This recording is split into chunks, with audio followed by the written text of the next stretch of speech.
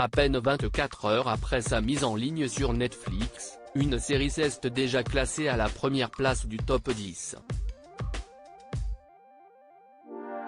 Mais sur Twitter, les internautes s'enflamment et pas forcément dans le bon sens du terme. En mai-juin 2022, le monde entier a retenu son souffle pour découvrir l'issue du procès entre les deux ex, Johnny Depp et Amber Heard. En médiatisant ce procès, les deux stars du cinéma ont fait parler d'elles aux quatre coins de la planète. Chacun avait son clan de fans pour les défendre et la guerre fut intense. Une histoire qui a donné des idées à Emma Cooper qui a réalisé la série Johnny Depp vs Amber Heard, disponible depuis ce mercredi 16 août sur Netflix. 24 heures après sa mise en ligne sur la plateforme de streaming au logo rouge, la série de 3 épisodes s'est déjà hissée à la première place du classement, détrônant même Painkiller. Plus d'un an après la fin du procès, cette histoire passionne donc toujours autant. Johnny Depp vs Amber Heard, Netflix, les tweets pas emballés sur les réseaux sociaux, aussi, Johnny Depp vs Amber Heard fait réagir.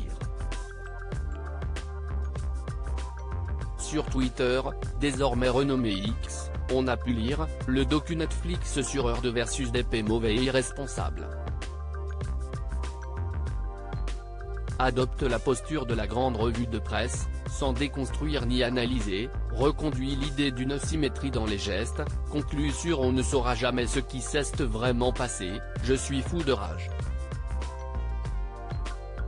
Il y a une série Netflix sur le procès de Amber Heard et Johnny Depp. Vous êtes d'énormes porcs, c'est du foutage de gueule. Le documentaire de Netflix sur l'affaire Heard Depp. C'est juste une compile de TikTok et du procès. Netflix, Johnny Depp et Amber Heard n'interviennent pas dans la série. La réalisatrice a fait quelques confidences à Variety où elle a fait part de son intention de faire une réflexion pertinente et intéressante sur ce qui s'est passé sans recourir à des interviews ou à des experts. Étant donné qu'elle voulait surtout la conversation autour du procès, elle n'a pas eu envie d'interviewer les deux intéressés, ni même de les rencontrer.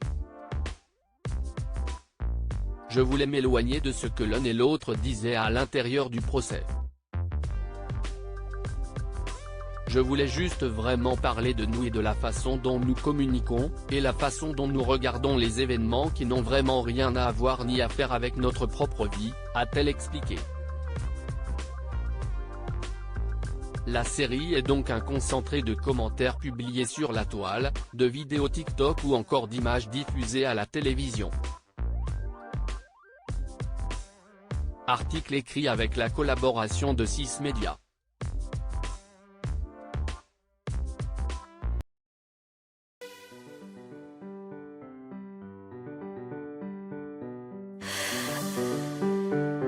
The